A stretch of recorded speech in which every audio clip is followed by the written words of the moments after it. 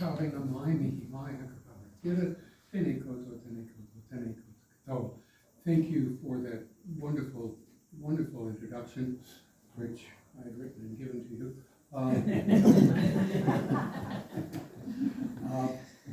I think I'll start by introducing myself. My name is Bruce. My friends call me Bruce. I have an astrophysics degree from University of Alberta. I have a master's degree in mathematics from Simon Fraser University. I work for the Alberta Research Council in mathematical modeling of injection of steam into the Athabasca tar sands so we can liberate oil. Can you say that again, please? Could you say that again, please? That again. No, I don't understand. Sorry. Just the last bit. Okay, I did mathematical modeling for the Alberta Research Council, the AUSTRA project, which was to liberate oil from the Athabasca tar sands. Oh, from the tar sands? Yeah, from the oil sands. And basically I did the mathematical modeling along with a team of scientists, about 12 scientists, to develop what's called SAGD, steam-assisted gravity drainage, so that we can liberate oil from Athabasca oil sands. I've also worked basically on things like earthquake prediction. I worked for the RCMP, the National Police Force, on the National Task Force for Resourcing, and also modeling of policing, and basically ending up with mathematically modeling things like governance, integrity, and accountability, and all that wonderful stuff. Yes. I've also worked a lot with education as a teacher, math and science teacher as well, with a lot of marginal schools in Taumarunui, for example, is really where I sort of was taught how to teach, and Kapatoitoi and so on, with a lot of experience with Pacific Islanders and Māori people. In Canada, I have spent extensive time working on native reserves, as well as private schools. I've worked a lot on native schools, particularly following the collapse of the residential school systems. It was a lot of things that I was doing was working in residential school recovery programs. I don't like talking about the experience of residential schools because basically after I came face to face with it and some of the stuff that I had to deal with, it was so barbaric, I ended up in a hospital for 3 years, okay, trying to recover. So it's rough, okay? During all that, last sort of experience with education has been on Siksika. Siksika is with the Blackfoot Confederacy, and so I'll be talking about some of the things I have learned. Now, I'm not Blackfoot, I'm not Native, I'm not Maori, I am white ass, okay? I will not try and pretend to be Native in any way, shape, or form. I cannot tell you what black people believe because I'm not Blackfoot, I have no idea. But I can tell you what I have learned, okay? I cannot tell you what Maori people believe because I'm not Maori, okay? But I can say how I have changed and what I have learned from the experience of being with other cultures and other people. That being said, I was talking today with Te Werihi in Auckland about black hole theory, because I had studied under Werner Israel for about 15 years on what I call the crisis in physics. So I'm going to go into the epistemology of your like advanced cosmology and science, and what we're looking at in that particular type of what's called an epistemology, which is the study of knowledge itself. So a lot of times we're looking at the crisis in physics, which we were talking about for about 15 years. And there's a lot of different discussion on what is the crisis in physics. The crisis in physics is there's been no new breakthrough or understanding within physics for 100 years. Okay, it's all locked up. We haven't had any breakthrough. That's one look at the crisis in physics. Another approach from Werner Israel was saying, Werner Israel is the father of black hole theory. He worked with Stephen Hawking, their friends, and so on. Anyway, Werner was saying that the crisis in physics is that we now have an infinite number of universes with an infinite number of events in each universe and an infinite number of outcomes to each of these events. And that is the final conclusion that physics has come to, and that is a very, very sad end to physics. Okay? This is what we began to discuss. My belief on the crisis of physics is it's now a closed subject, run by very exclusively by a closed group who call everybody who is not in their group a bunch of crackpots, etc. So I'm quite proud of the fact that I'm one of the founding members of the Astronomical Heretics. I'm completely outside of accepted scientific dogma, and basically I have been blacklisted by every scientific journal on the face of the earth. It took a lot of work, but I managed to get it. Okay. So basically, if we look at it, just going down this path, looking at epistemology, this is where really is the subject that I want to talk about. What is our understanding of knowledge and what is knowledge? Okay, we as Westerners, because I see most of the room is Western, believe knowledge is something I know and you people don't. So therefore I am in some way superior because you guys don't know what I know, etc. That's one way of looking at knowledge, a very incredibly stupid way of looking at knowledge, but nonetheless. There is another way when I went on to the Siksika Reserve, and what really hit me was there is absolutely no division between the sciences and the humanities. It's all the same thing. And that's what I was talking to with, Tawadahi.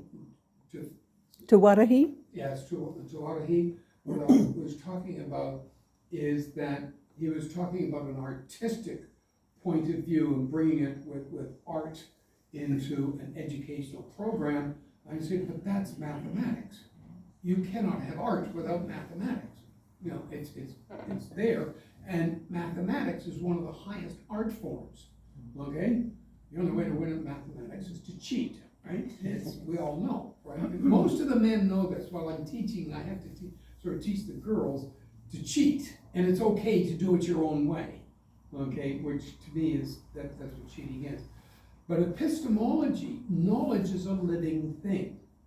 Okay, knowledge is not something that actually belongs to anybody. If I take, let's say, this flower, there is more knowledge in this flower than all of us will learn in a lifetime. Okay, the knowledge is there. As a matter of fact, the knowledge of the flower is what the flower is.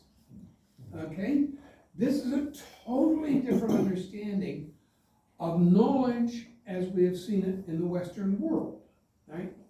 So like with this epistemology, that knowledge is a living thing, the air we breathe contains the knowledge we need to take the next breath. It is the knowledge of the molecules and their structure and how they interact with other molecules. And that is knowledge. It is the information that makes it what it is, okay? That is life and what brings us life.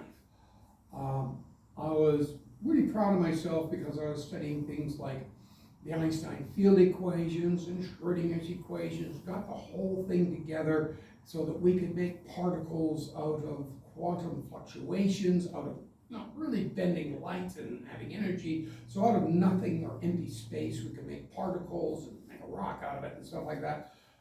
This was in the Yukon as I was walking along in the forest among the jack pines. The sun was coming in. It was very beautiful. I was feeling very proud of myself, you know, sort of in quasi-prayer, sometimes I am.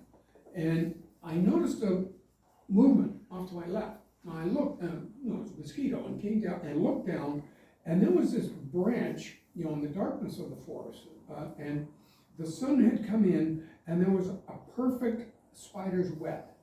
And on the spider's web was the dew, because, you know, the snow was melting and other things like that. So just this gorgeous scene of the spider web covered with rainbows, you know, and spectrum and stuff like that. And it's just strikingly beautiful. And it hit me instantly that I was being shown how ignorant I was, because I knew that that was a living thing that had made it. The mosquito that went by was a living thing, okay? And I know, as a physicist, that I can take a test tube, I can put anything I like into that test tube, all the molecules I like, all the chemicals, everything like that. I can put my thumb over it, I can shake it, rattle it, and roll it, I can zap it, I can do anything I want with it for as long as I want, for an eternity if I wish. And if I take my thumb off of it, off the top, there is no way in God's green earth a mosquito is gonna fly out of it. I cannot take all the knowledge I have within physics or even chemistry and get to life. So that the biologists now, if you like, have defeated this whole idea of where we are going. And anyway, I came from the Yukon back home, and I now have to mention my wife Roxanne, who is a genius, and she is a tap dancer, a professional tap dancer, she's a phenomenal genius. And anyway, she met me at the door and so forth, and was exclaiming that she finally understood what I was getting on about, what I was trying to say. She said, I understand it now. What you're trying to say is that the physics follows the mathematics does not follow the physics, right? We have a bookshelf. It is a bookshelf because it follows the mathematics of being a bookshelf, right? And we don't go find a different bookshelf and say, now we need to make up a whole different mathematics to study this bookshelf. That's also a bookshelf because it follows the mathematics of being a bookshelf. The mathematics determines the physical reality, okay? And I looked at her and said, well, that's the epitome, that's the apex of knowledge that we can get from mathematical physics. I said, you can argue with anybody, no one can, And I then told her the story of what had happened in the Yukon, that I could not determine life from mathematics. Took her a day. And the next day we were walking in Calgary on a beautiful spring day, and just going for a walk around the block and so forth. The cherry blossoms were out, and there was no snow and stuff like that. And as we were walking around, she looked at me and said, it took me on a journey actually. And she said, there is order in the universe. She said, there is order in the universe. Everywhere we look, there is order. Nothing is random.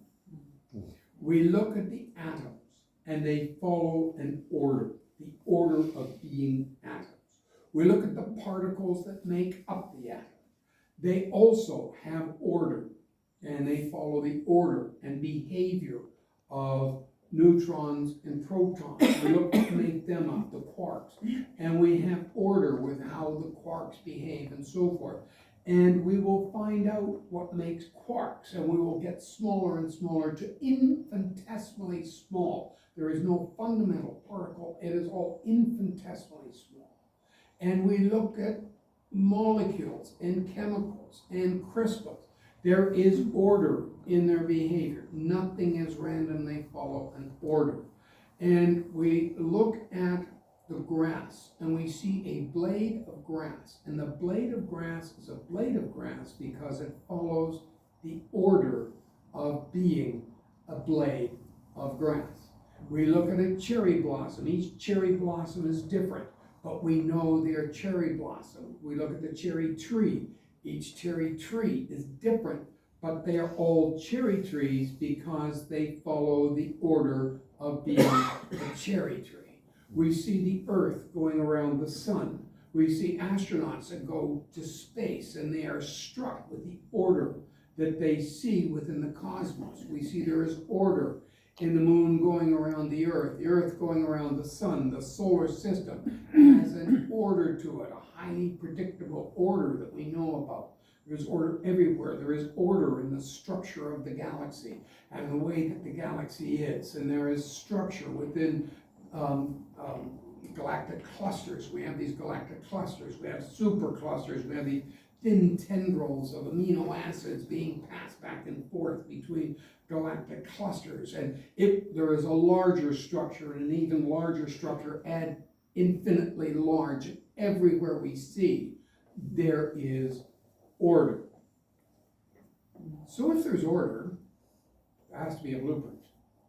It has to follow the blueprint. This order determines a blueprint that's followed. We don't have things being chaotically made, chaos and so forth. So it all must follow this blueprint. She said, there is a blueprint to the universe. And the blueprint to the universe is mathematics. And you have seen some of that mathematics. You have seen some of the blueprint of the universe.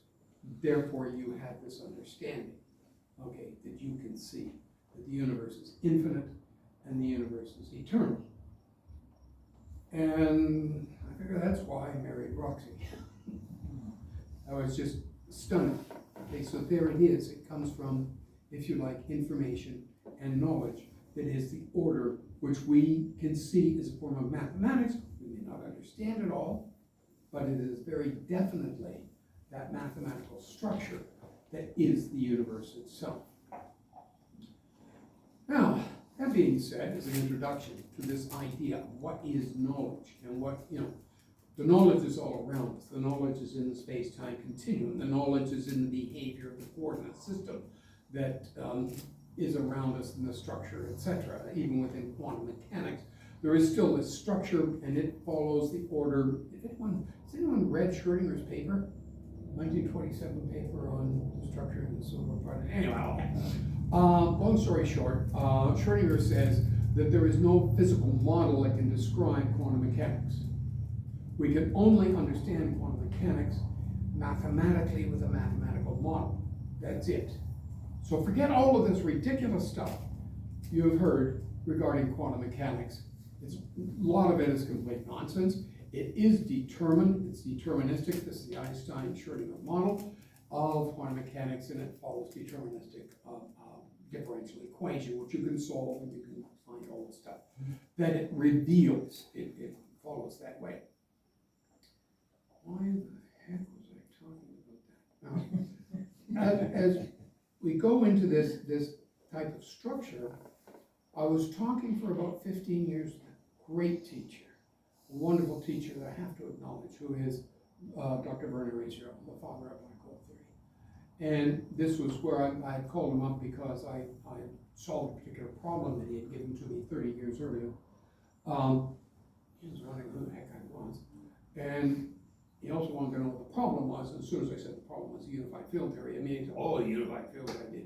Physics is in a grades crisis. We have an infinite number of universes with an infinite number of, so forth, which I described. And we ended up getting together and playing on a blackboard regarding the crisis in physics and trying to straighten that out. And this is where my work at the Research Council, because my work at the Research Council was with what's known as nonlinear differential equations. Now, nature is nonlinear.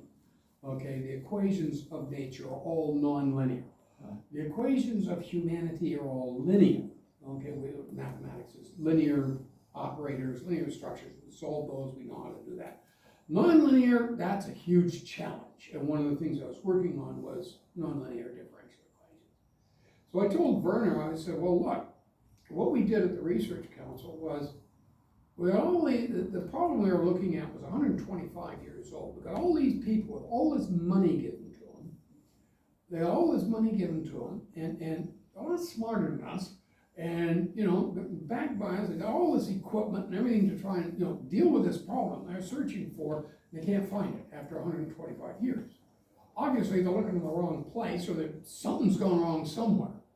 So I said, basically what we should do is we should take all our assumptions, chuck them, and assume the exact opposite and see where it takes us.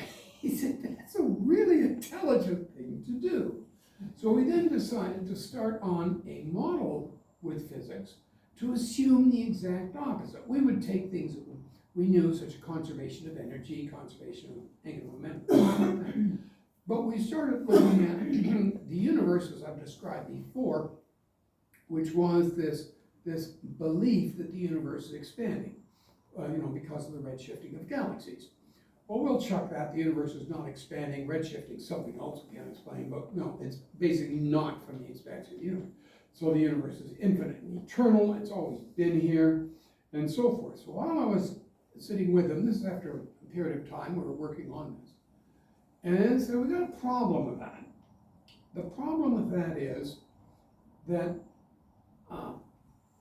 the stars are going to burn out, right? Second law of thermodynamics. Everything turns, everything deteriorates, right? I have a high order of energy out of which we can make stars and human beings and all sorts of other things. They're eventually going to burn out. All the hydrogen will burn out and everything like that. Therefore, if it's a transitory universe and so forth, we shouldn't be here. Okay, this is complicated. I won't go into that. But anyway, so the stars should have all burned out. But they haven't burned out. They're still here. So somehow, the universe has to rejuvenate itself. So somehow, we've got to overcome the second law of thermodynamics, right? It's easy to do. So the only way to do that is we need to look at the third law of thermodynamics. Basically, the idea is this, because my guy knows more about black hole theory than you could possibly imagine. Incredibly intelligent. But anyway, I was asking him, basically, I said what I think happens. He says, well, how could you answer? I don't know.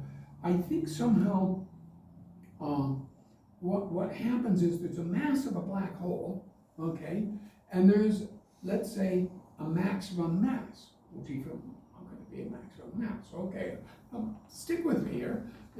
I think there's a limit to the mass of a black hole, something around the mass of a galaxy. It hits this mass and somehow blows up and becomes a galaxy. He was just taking that. He's used to some of the ridiculous things that I've said, tolerated it. And he said, how in the world could a black hole blow up? Don't be ridiculous. I said, I don't know. I think it has something to do with the speed of light. There are two boundaries in the physical world. One of them is the speed of light, and the other is absolute zero. I think somehow it hits absolute zero, and then would blow up, or something happens there. So I asked him, what is the mass of a black hole? And he said, what is the temperature of a black hole? Right? What is the temperature of a black hole? And he said, it's 1 over m, 1 over its mass in unitless numbers. He said, and these unitless units, and chuckle. It's a physics joke, it'll take a while. Anyway, so I said, okay, 1 over m, so obviously we need an infinite amount of mass before we can actually hit absolute zero. He said, black holes are, it's beautiful South Africa. He said, black holes are very cold.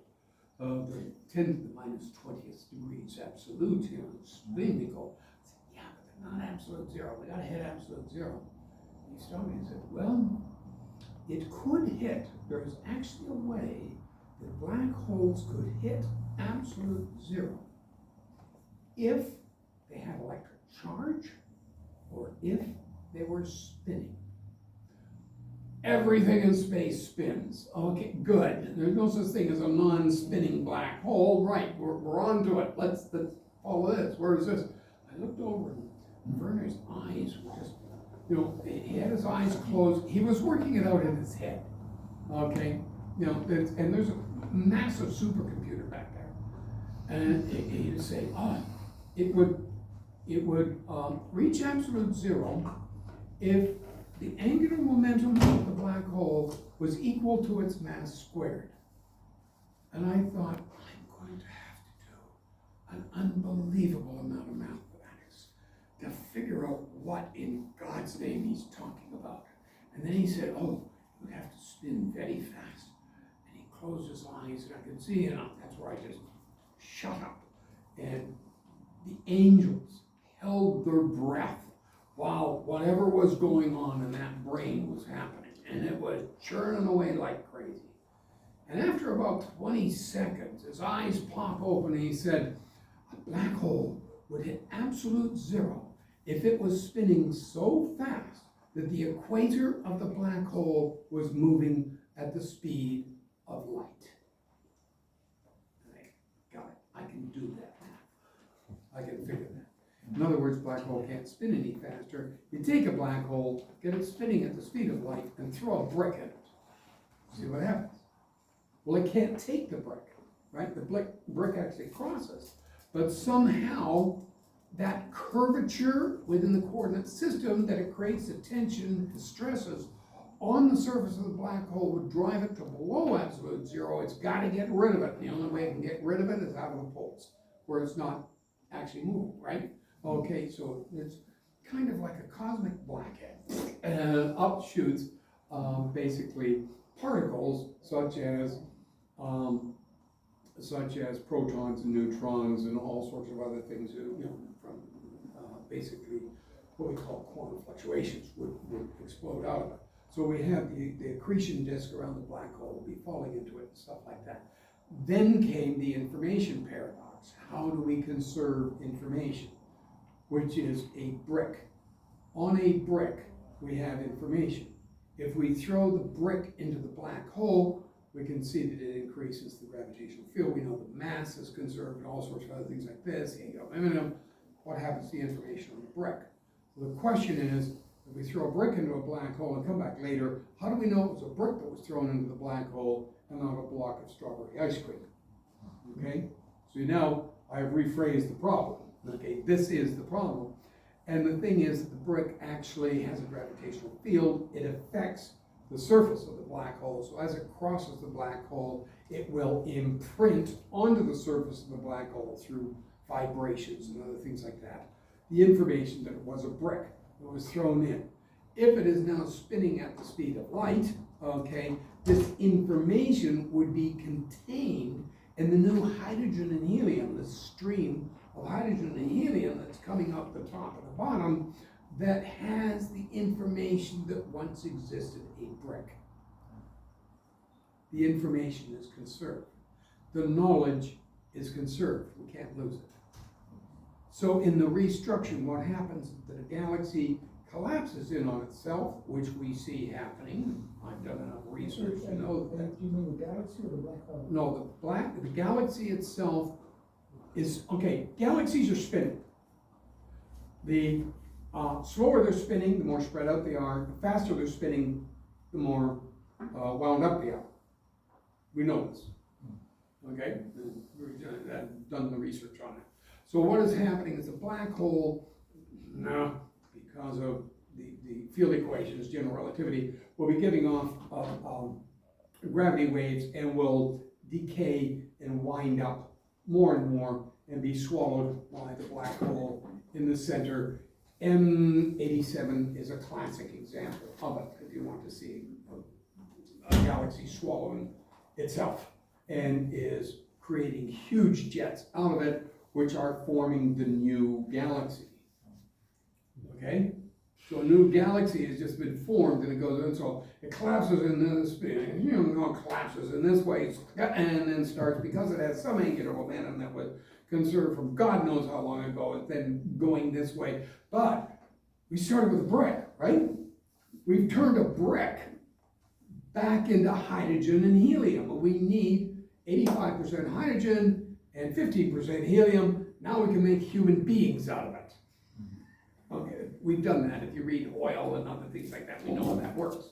Okay, we make stars out of it and various different types of stars. Our sun happens to be a third generation star. It's blown up a couple of times before, but it's at the stage where it can have things like helium, things like uranium and carbon and various other things of a certain nature that we can have it.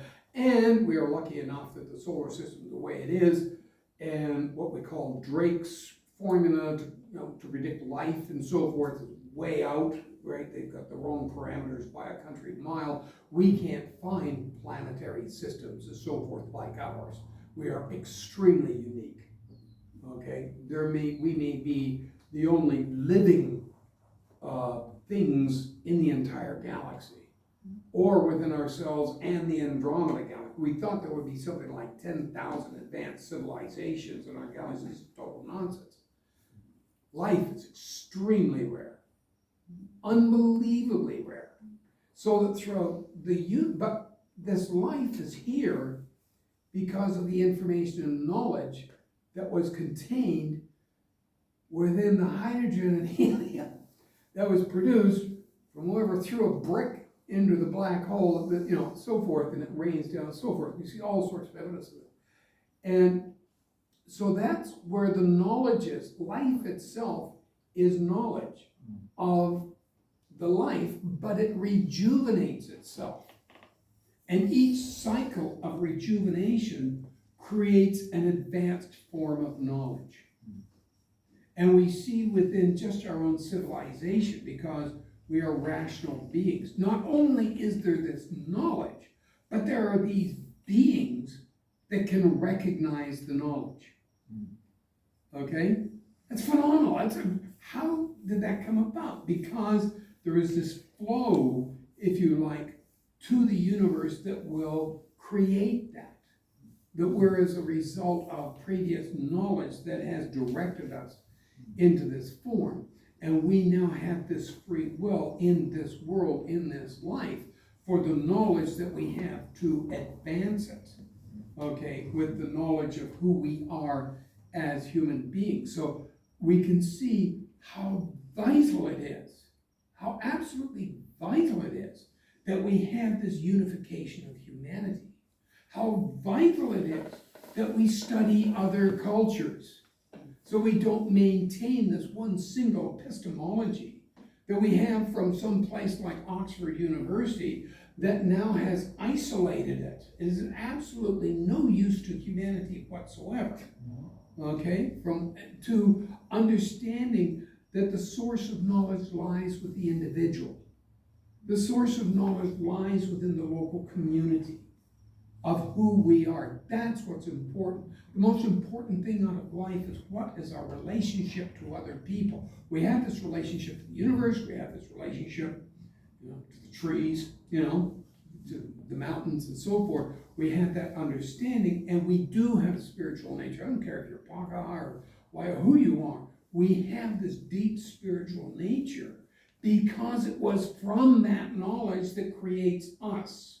So that the stones and the rocks are a part of us. The animals, the river, the tree, that's all a part of us from this idea and understanding of knowledge that is everywhere, okay, that keeps us alive, and that life is, and so forth. And societies collapse. We see this global society, which is now in chaos and turmoil, because it has to be. Because in order to create new knowledge, we gotta destroy the old, but it is never destroyed.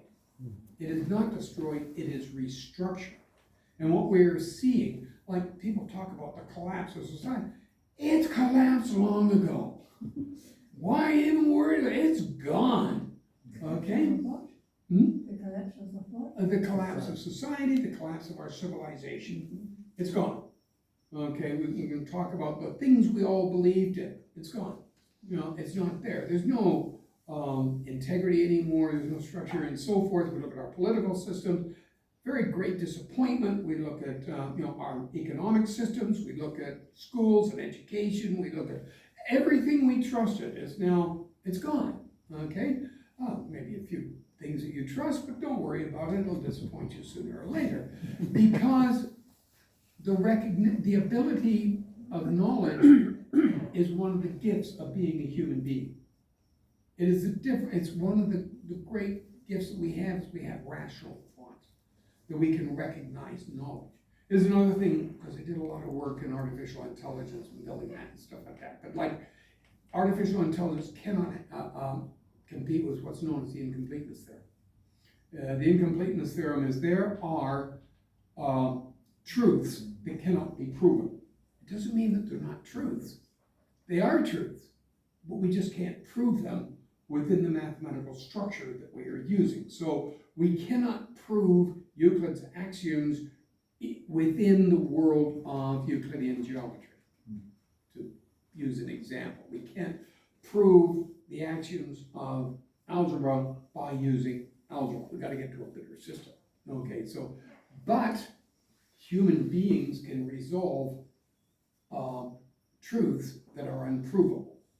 Okay, all things equal, all things, things equal to the same thing are equal to each other. All things equal to the same thing are equal to each other. This is the first axiom. You can't prove that, but we all know it's true. Okay, it's easy to see. Okay, it's one of the things we have is recognition of truth.